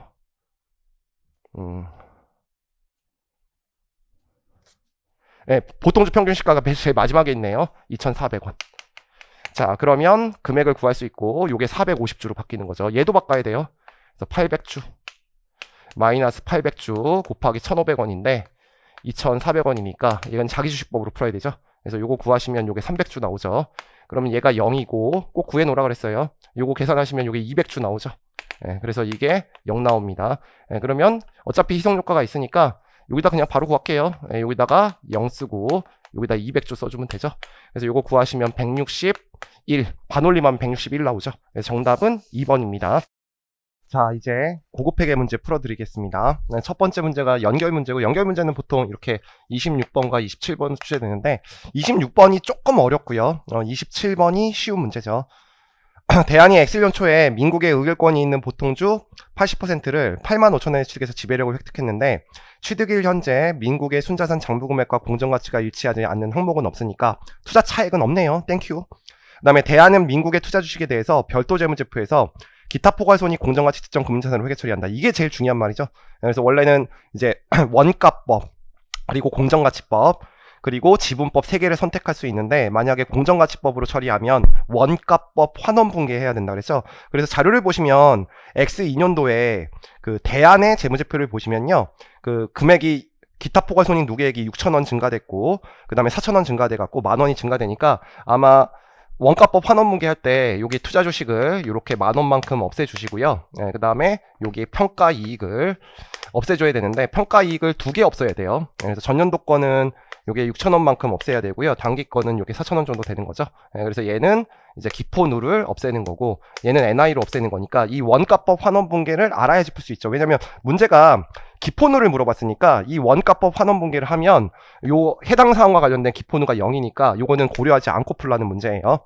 그리고 자본면목표가 나와 있습니다. 네, 당기순이익과 기포누 나와 있고요. 민국도 이제 기포누가 있어요. 그리고 이익잉여금 있고 요 기포누 읽을 때 자본면목표 볼 때 현금 배당 잘 조심해야 되죠. 그래서 민국이 현금 배당 한 게 있다. 그리고 X2년 12월 1일 날 민국이 대안에게 장부금액 25,000원의 상품을 10,000원에 현금 판매하였다. 네, 그래서 이게 내부거래 상향이죠. 네, 내부거래 상향인데 재고와 관련된 거예요. 네, 그럼 미실현 손익이 발생하죠. 근데 미실현이 이게 싸게 팔았기 때문에 미실현이 요게 1,500원이 되는 거죠. 예, 근데 저는 이제 평가충당금 있는 것도 가르치잖아요. 순실현 가능 가치가 2,000원이니까 2,500원에서 2,000원 잡을 때 실현되죠. 그래서 500원만큼이 실현된 거니까 예, 요거 순액으로 할게요. 예, 그래서 미실현 손익이 이렇게 1,000원만큼 있다. 이것도 기출도 된 거고 저 같은 경우에는 사례로 여러분들한테 설명을 드립니다. 그 다음에 민국은 다른 주식을 1%만큼 취득해가지고 FVOCI로 분류했다고 돼 있죠. 그래서 그 금액이 5,000원이라고 민국의 자본면목표를 보시면 아는 거고요. 근데 지분율이 80%니까요. 요중에 맨 마지막에 기타 포괄손익 비지배 지분을 계산해야 되니까 첫 번째 문제 26번 보시면 기포누를 물어봤잖아요. 그럼 전체 금액이 5,000원인데 20%만큼 날라가니까 80%만 남는 거죠. 자본면목표에는. 그래서 4,000원. 이거는 쉽게 구할 수 있는 거고. 그 다음에 두 번째는 비지배 지분 물어봤죠. 그럼 비지배 지분은 공식 쓰면 되는 거죠. 비지배 지분은 X2년 말 순자산 장부금액에서 시작하는데 아예 줬잖아요. 자본 면목표의 제일 마지막에 보시면 11만 5천 원을 푸신 거고 투자 차익이 없잖아요.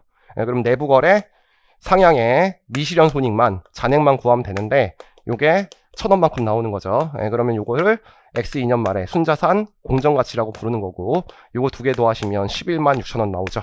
거기다 지분율, 비집의 지분율만 20% 곱하면 되는 거죠. 그래서 그거 곱하시면 232000 나오니까 정답은 3번이 되는 거고 요게 26번. 27번은 대한이 X2년도 포괄손익계산서에 지배기업 소유주 귀속 당기순이익과 비지배 지분 귀속 당기순이익 물어봤죠. 그러면 연결 당기순이익 구하는 문제네요. 그래서 지배기업이 대한, 얘가 민국, 시작은 보고된 당기순이익에서 시작해야 되죠. 근데 문제 자본 면목표에 나와 있죠. 대한은 26,000원. 그리고 민국은 25,000원이죠. 그 다음에 뭐 해야 된다? 내부 거래 제거해야 되는데 조심하실 게 이 문제 뭐가 있다는 것만 주의하시면 돼요. 배당금 수익. 지분율만큼 없애야 되니까요. 15,000원에다가 80%입니다. 왜냐면 민국의 자본 면목표에 나와 있기 때문에 그러면 금액 제거해야 되니까 이 내부 거래를 봐서 1,200원 없애주시면 되고 그 다음에 내부 거래 재고가 하나 있죠. 재고 미실현인데 이미 구했죠. 1,000원. 그래서 여기 민국이니까 상향이니까 1,000원. 그러면 요건 진실한이 연결 조정후 당기순이익이고요. 여기서 요거 빼시면 요게 14,000원. 그래서 요게 연결 조정 후 당기순이익. 그리고 요게 26,000원이니까 연결 당기순이익은 요게 4만원 나오는 건데 지배기업 귀속분은 대안은 지거 다 가져가고요. 지분율만큼 가져가니까 80% 이렇게 가져가시면 348000이 나오는 거고 비지배 지분 순이익은 얘 건 못 가져가고 26,000원에다가 20% 곱한 것만큼 가져가니까 요 금액이 5,200원이 이렇게 나오는 문제니까 얘하고 얘 물어본 문제네. 그래서 정답은 2번. 그래서 요거를 알아야 되니까 원가법 환원분계 그것만 아시면 풀 수 있는 문제입니다. 자, 그 다음 문제는 28번인데 지배력이 이제 문제가 다음 주 옳은 것으로 나와서 되게 어려운 문제라고 생각하는데 저는 이제 말문제가 강한 강사죠. 그래서 여기서 밑줄 안 쳐준 부분이 하나도 없습니다. 다음 중 옳은 것은이에요. 그래서 투자자가 피투자자에 관여하여 투자자의 이익이 피투자자의 성과에 따라 달라질 가능성이 있는 경우 투자자는 변동이익에 노출되거나 변동이익에 대한 권리를 갖는다. 여기까지 맞는 문장이죠. 투자자는 이익이 양의 금액도 가질 수 있고 부의 금액도 가질 수 있다 그랬죠. 그래서 이것도 밑줄 쳐줬죠. 부의 금액을 가질 수 없다 그러면 틀린 문장이라고 했죠. 그래서 이게 없다라고 돼 있는데 부의 금액도 가질 수 있죠. 적자가 나는 기업도 있으니까 있다니까 1번 답 찍으면 안 되고 그 다음에 우리 지배력에 3요소가 있죠. 투자자가 피투자자에 대한 힘이 있고 이게 힘 피투자자의 관여함에 따라 변동이익에 노출되거나 변동이익에 대한 권리가 있다면 자신의 힘에 이익에 영향을 미치도록 하는 자신의 힘을 사용하는 능력을 보유하는지 여부와 관계없이가 아니죠. 권리가 있을 뿐만 아니라죠. 그래서 세 가지니까 자신의 이익에 영향을 미치도록 하는 자신의 힘을 사용하는 능력을 보유할 경우 피투자자는 지배한다죠. 그래서 거기 뿐만 아니라 그게 들어가야 되는데 그걸 빼고 그게 없을 거라고 그랬으니까 요거는 틀린 문장이죠. 아예 이 문장을 외워놓으라 그랬잖아. 그리고 우리 권리가 있을 때요. 이거 실질적인 권리가 있어야 된다 그랬죠? 실질적이지 않더라도. 요게 틀렸죠. 실질적이지 않더라도. 실질적인 경우죠. 실질적일 경우에. 그래서 제가 잠재적 권리는 안 된다 그랬죠. 현존 권리가 존재해야 된다 그랬습니다. 이것도 밑줄 쳐준 문장이고. 네 번째, 지배력을 평가할 때 자신의 힘을 결정하는지 위하여 다른 당사자가 보유한 잠재적 의결권도 고려해야 되고 내가 보유하는 잠재적 의결권도 고려해서 지분율 계산해야 되죠. 그래서 거기 고려할 필요가 없다라고 돼 있는데 고려해야 되니까 이것도 틀렸네요. 그리고 5번째, 은행이 돈을 많이 빌려줬기 때문에 추가적으로 차입하지 마라. 아니면 자산 취득을 막아버린다. 이걸 방어권이라고 했죠. 그래서 다른 기업이 관련 활동 지시에 참여하는 현존 능력을 갖게 하는 현존 권리를 보유하고 있다고 하더라도 투자자는 힘이 있을 수 있다고 그랬죠. 그러나 방어권만을 보유하는 투자자는 피투자자에 대한 힘이 없으며 피투자자를 지배하는 것이 아니다. 그래서 내가 방어권만 있으면 지배하는 것이다. 나오면 틀린 문장이라고 이 문장도 설명드렸습니다. 그래서 정답은 5번입니다. 저는 이것도 다 가르친 문장이고 그 다음에 공동약정이 또 말문제로 나왔네요. 근데 저는 공동약정도 객관 시간에 전부 다 설명드렸어요. 이 문제 푸실 때 2차 때 배우는 내용이 하나 있는데 그걸 몰라도 이 문제는 풀 수 있어요. 이것도 옳은 것으로 나왔는데 이 문제를 보시면 이제 공동기업과 공동영업이 있잖아요. 근데 1번과 5번을 보시면 1번과 5번 문제가 똑같은 문제예요. 그쵸? 그래서 위에 거는 공동기업이잖아요. 그러면 얘는 지분법에 따라서 회계 처리하니까 지분법으로 회계 처리한다. 이게 맞는 문장이죠. 그리고 맨 밑에 거는 약정에 대한 자신의 지분을 공정가치법으로 처리한다. 이거 틀렸죠. 네. 그러니까 답을 찍어도 1번이나 5번을 찍어야 돼요. 이거 눈치를 까야 돼요. 옳은 것이니까. 요거 두 개가 지금 똑같은 문장인데 틀리게 냈으니까. 근데 저는 이렇게 설명할 수는 없으니까. 자, 공동영업자인 기업이 공동영업과 자신의 구매와 같은 거래를 하는 경우 기업이 자신의 제3자에게 판매하더라도 손익에 대한 자신의 몫을 인식할 수 없다죠. 그래서 이거는 3분의 1로 하는 문제로 기본 강의 때는 했죠. 그래서 인식할 수 없다가 맞죠. 내부 거래를 보기 때문에. 그 다음에 약정에 자산의 부채를 별도 기구로 보유하는 공동약정은 둘 다 될 수 있다 그랬죠. 공동기업 또는 공동영업 둘 다 될 수 있다 그랬는데 없다라고 돼 있으니까 이게 있다니까 이것도 틀렸네요. 그 다음에 4번 보시면 공동기업은 자산부채에 대한 권리가 아니죠. 순자산에 대한 권리니까 이것도 다 밑줄쳐준 거니까 정답은 1번. 그래서 이거는 틀리면 안 되는 문제예요. 저한테 배우신 분들은. 그 다음에 30번 볼게요. 이거는 이제 관계기업 투자의 처분인데 조금 복잡하게 나왔죠. 이거는 실수를 조금 할 수 있었을 것 같아. 3번 푸신 분들 좀 있었을 텐데 처분이익만 물어보는 문제가 아니라 이거 지분법 손익까지 물어봤기 때문에 지분법 손익 놓치는 순간 틀린 거네요. X1년 초에 대안이 보유하고 있는 주식이 40%였어요. 그러면 20% 이상이고 연결을 안 하는 거니까 관계기업 투자. 근데 대안이 보유한 관계기업 투자의 투자 지분이 유일한데 X1년 말에 보통주 300주를 주당 2,000원에 처분하여 유의적인 영향력을 상실하였다. 그래서 30% 처분해서 처분이라고 쓸게요. 10% 남은 거니까 유의적인 영향력을 상실한 거죠. 그럼 기존 보유하고 있는 주식을 관계기업 투자해서 뭐 다른 주식으로 바꿔야 되는데 이거 단기손익 공정가치 측정 금융자산으로 바꾸라고 돼 있어요. 그 다음에 100주를 분류하였고요. X1년 초에 장부 금액이 X1년 초에 관계기업 투자에 회계처리 다 했을 때 36만 원이 나오고요. 그 다음에 여기에 지분법 OCI가 있었다고 돼 있는데 금액은 기타 포괄손익 공정가치 측정 금융자산 채무상품이니까 이거는 재분류 조정이 되네. 그래서 이거 전액 재분류 조정해야 되죠. 금액이 8만 원이라고 준 거죠. 여기 안에 이제 들어가 있는 거고요. 그 다음에 X1년 중에 순자산이 50만 원만큼 증가됐대요. 지분이 40%니까 처분하기 전에 X1년 말에 처분했으니까 그럼 관계기업 투자 얼마 올려주시면 되죠? 40만 원 곱하기 40% 50만 원이죠. 미안. 50만 원 곱하기 40%니까 20만 원이죠. 근데 그거를 지분법 이익으로 바꿔줄 금액과 지분법 OCI로 이렇게 나뉘는 거죠. 근데 당기순이익의 80%가 됐으니까 여기다 80% 곱하면 요게 16만 원 나오는 거죠. 근데 이게 X1년도에 당기손익이 16가니까 요걸 아마 놓쳤으면 3번 쓰신 분들이 있었을 거예요. 그래서 요거까지 고려해야 된다. 그래서 이건 분개해서 푸는 게 훨씬 더 안전했다고 저는 생각합니다. 그리고 요 금액은 나머지 20%인데 요게 4만 원이죠. 그럼 지분법 OCI가 여기에 이게 있고 요게 있죠. 요거는 재평가 잉여금이니까 이건 재분류정이 안 되니까 요거는 나중에 처분이익으로 재분류정 해주면 안 됩니다. 그래서 요거 하나 구했고 그 다음에 이제 처분을 하죠. 처분은 현금을 팔았는데요. 3,000주가 있는데 거기에 2,000원에 팔았다고 돼 있죠. 그럼 60만 원. 근데 얘만 바꿔줘야 돼요. 단기로 이름도 바꿔줘야 돼요. 이름도 바꿔줘야 되죠. 10주 곱하기 2,000원. 얘가 공정가치니까 20만 원. 그러면 관계기업 투자는 요거 두 개 더하니까 56만 원 나오는 거죠. 그래서 여기서 처분이익이 처분분하고 보유분하고 아니 이름 바꿔주는 거에서 나오는 거죠. 요거 두 개 더한 거에서 요거 빼주니까 요게 24만 원 나오죠. 그리고 이제 재분류 해줘야 되죠. 이거 전액 재분류인지 그 다음에 비례적인 지분 재분류하는 건지 이건 유의적 영향을 상실했으니까 전액 재분류죠. 그래서 지분법 OCI 8만 원을 요 처분이 이렇게 8만 원으로 바꿔주는 거니까 요 24만 원이고요.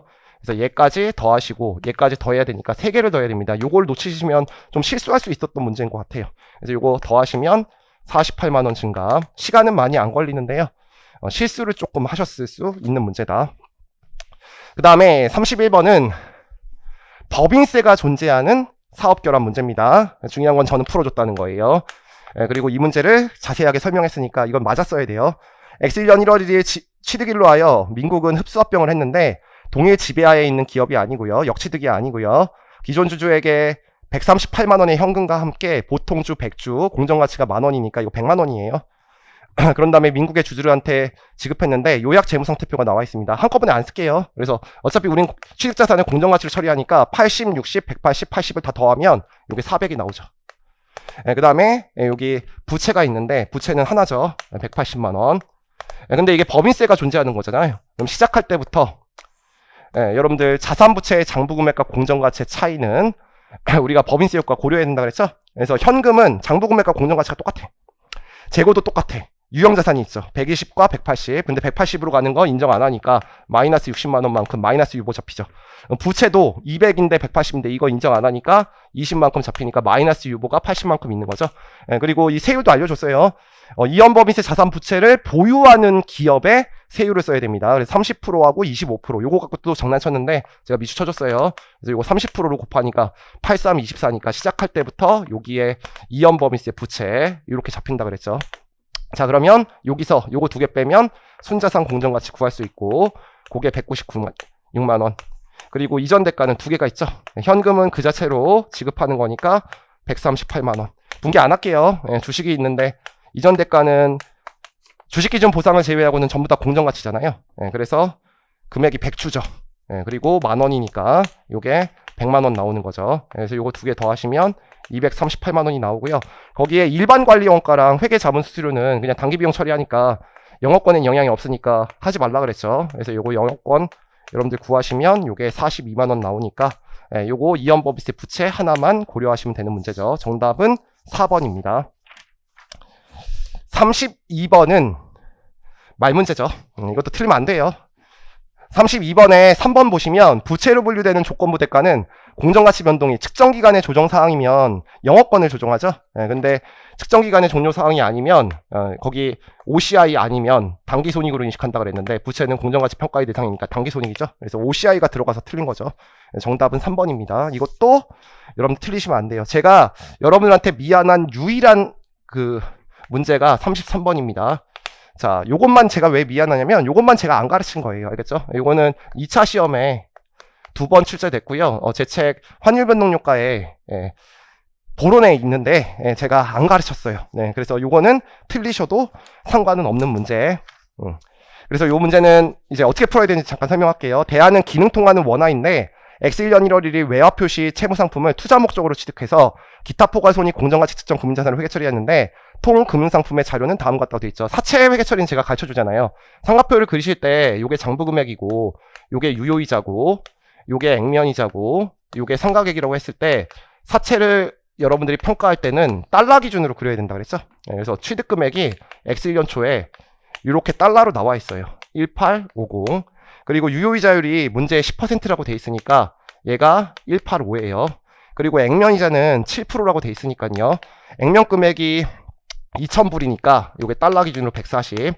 상가객이 45불이고 요거 더하시면 X1년 말에 달러 기준으로 1895가 이렇게 나오는 거죠. 근데 요거 갖고 이제 회계 처리를 하는 거죠. 회계 처리를 했을 때 단기 손익과 기타 포괄 손익에 미치는 영향을 여러분들한테 물어봤거든요. 그러면 X1년 초에 기포 자산을 먼저 취득해. 이건 화폐성 항목이든 비화폐성 항목이든 취득일에 역사적 환율을 쓰는 거죠. 거래일의 환율. 그래서 제일 처음에 달러 기준으로 1850을 쓴 다음에 거기에 환율을 적용할 때 X1년 초 환율 써야 되니까 여기다가 1350 이렇게 쓰시면 되는 거죠. 그래서 여기까지는 아마 다 푸셨을 거예요. 1497500 그리고 현금 2497500 내가 14975라고 했죠? 2497500 그런 다음에 여러분들이 평가할 게 3개가 있어요. 첫 번째는 무슨 평가를 해야 되냐면 이자인식 분괴를 해야 되죠. 얘는 기증에 인식한 거니까 이자인식을 해야 되는데 그러면 이자 수익이죠. 그래서 여기 이자 수익이 발생하는데 이자 수익은 요걸로 인식해야 되죠. 그래서 요게 185를 인식해야 되는데 이자는 평균 환율을 적용해야 되죠. 1월 1일부터 발생하는 거니까. 그래서 요게 1370으로 이렇게 발생하니까 요게 253 450이 이렇게 나오죠. 그 다음에 현금을 받죠. 현금은 달러로 받으니까 140불을 받는데 얘는 거래일의 환율 처음에 인식하는 거니까 거래일의 환율 1,400원을 받게 되죠. 그래서 요게 1960000이 나옵니다. 그 다음에 기포자산이 있죠. 그럼 기포자산은 상가객이니까 여기 상가객이 45만큼 나오는데 요 45는 요게 1350원으로 돼 있으니까 먼저 1350원으로 계산한 다음에 그 다음에 환평가를 해야 되죠. 그럼 요 금액을 계산하시면 요게 60750이 나와서 대차가 안 맞게 됩니다. 근데 이거는 이자를 줄 때 발생하는 거니까 외환 차익이라고 이렇게 330으로 잡는 거죠. 이게 지금 뭘 물어보는 거냐면요. 요 기포자산 안에는 화폐성 항목과 비화폐성 항목이 같이 들어가 있는 거죠. 그래서 이자를 받는 항목은 화폐성 항목이니까 화폐성 항목대로 사채 회계 처리를 하고요. 그 다음에 나중에 공정가치 평가하는 건 비화폐성 항목이니까 공정가치 평가하는 것만 OCI로 인식한다. 그 규정을 알아야 되는 거예요. 그래서 여기서 끝내면 안 되죠. 요 기포자산은 다시 요거 두 개를 더하니까 우리가 만들 게 얼마로 만들어야 되냐면 1895를 만들어야 돼요. 근데 지금 환율이 기말 평가를 해야 되니까 기말에 마감 환율 적용하는 거니까 1,400원 적용해야 되죠. 맞죠? 네, 근데 지금 1,350원으로 돼 있으니까 요것만큼 기포자산을 증가시켜야 돼. 네, 그래서 요게 94750인데 요거는 화폐성 항목과 관련된 거니까 외화 환산 이익으로 이렇게 잡아야 되니까 요게 94750이에요.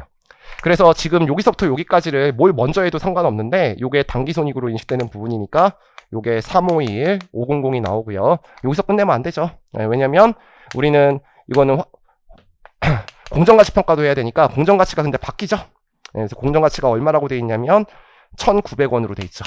그러면 공정가치는 공정가치가 결정된 날에 환율을 써야 되니까 이게 1,400원이고요. 근데 지금까지 평가한 게 얼마라고 돼 있냐면 1895라고 돼 있으니까 요게 이제 마감 환율로 평가한 요 금액은 기타 포괄손익으로 인식해야 되니까 기포자산 요 금액에 7,000원 나오죠.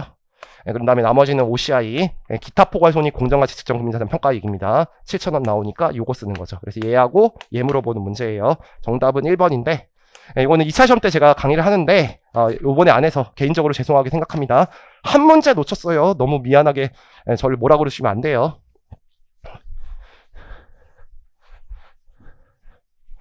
자, 그 다음에 34번은 이것도 문제는 없는데 이거 2차 시험에 2번 나왔던 문제거든요. 근데 제가 이거 객관식 강의할 때 이렇게 풀라고 설명했죠.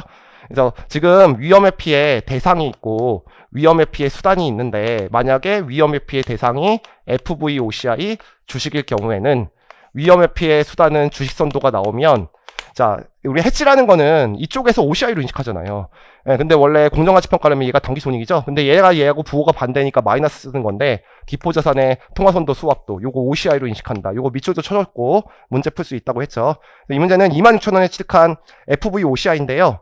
시가 하락의 위험을 회피하기 위해서 통화선도 계약을 체결했죠. 공정가치 위험 회피고 그 다음에 25,000원에 매도예요. 매도를 잘 보셔야 되죠. 그래서 문제가 X2년도에 포괄손익계산서에 미치는 영향이니까 위험 회피의 여기 대상이가 아니라 여기 금액을 보시면 요게 현물 가격이 있고 선도 가격이 있죠. 그리고 요게 X1년 1월 1일 X1년 12월 31일 여러분들은 이건 쓸 필요가 없는 거죠. 책에 있으니까. 그래서 요게 26,000원이고 요게 24,500원이고 요게 22,700원이고 이게 25,000원이고 이게 23,600원이고 이게 22,100원인데 통화선도 매도는 가격이 떨어져야지 이익을 보니까 여기서 여기만큼 떨어지니까 이게 1,400원만큼 이익이죠. 근데 그 다음 연도에는 가격이 또 떨어졌네요. 그러면 1,500원만큼 이익이죠. 근데 반대편에서 요거를 쓸 때 요거는 가격이 떨어지면 손실이니까 요게 1,500원이고 여기서 요거 떨어졌으니까 1,800원인데 여기서 문제는 얘가 OCI니까 얘를 당기손익으로 옛날에 인식했어요. 왜? 얘가 재불조정이 되는 항목이었어요. 옛날에는. 근데 지분상품 이제 재불조정 인정 안 하니까 얘도 OCI로 바꾼다 그랬죠? 그럼 요거 두 개 차이니까 X2년도에 기타 포괄손익에 미치는 영향은 300원. 손실이죠. 네, 정답은 5번입니다. 그 다음에 35번은 매매 목적인데 이거 제가 냈는데 전 더 어렵게 냈죠. 화폐 시간 가치 고려하라고. 근데 이거는 화폐 시간 가치 고려하지 않죠. 선도 환율로 매도했대요. 그러면 S만 보면 되는 거잖아. S, F 중에 F만. 그럼 요게 7월 1일인데 요 금액이 9.5고요. 엔화 하나당. X 1년 12월 31일이고 요게 X 2년 6월 30일이 나오니까 요게 9.99. 요거는 현물 환율과 똑같으니까 요거 9.4 쓰면 되죠. 그러면 통화선도를 매도했으니까 이건 손실이네요. 환율이 올랐으니까. 그래서 손실 0.4인데 계약 금액이 엔화로 이렇게 돼 있죠. 그럼 10만 엔이니까 얘는 4만 원 손실입니다. X년도에. 그런 다음에 얘는 0.5만큼 이익이네요. 거기다가 곱하기 엔화 10만 원 해주면 되니까 이거는 5만 원 이익이 되는 거죠. 그래서 1번을 보시면 X1년도 포괄손익계산서단 당기손익에 반영되는 파생상품 평가 손실은 4만 원이다. 1번 맞죠? 그 다음에 2번을 보시면 손실이 생기면 반대편에 부채죠. 근데 부채의 잔액이 5만 원이라고 되어 있으니까 잘못됐네.